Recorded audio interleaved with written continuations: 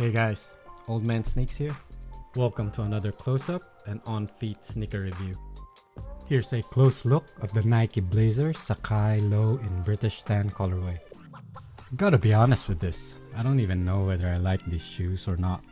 I was in one of those situations wherein I was on a raffle losing streak and I was just desperate.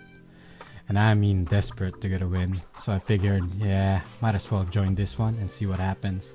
Then surprisingly got the win. Not really sure what my feelings are about it. On one hand, yeah, it's a decent pair, but a little bit tricky to pull off. And it looks big on your feet. It's like a size up from what I usually wear.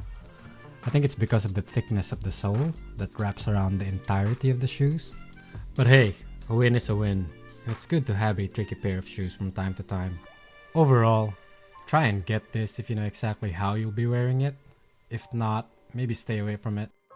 Not that it matters if you're wearing your sneakers like I do, but I don't think it will have a great resale or trade value either. If you haven't already, please subscribe to my channel and follow me on Instagram.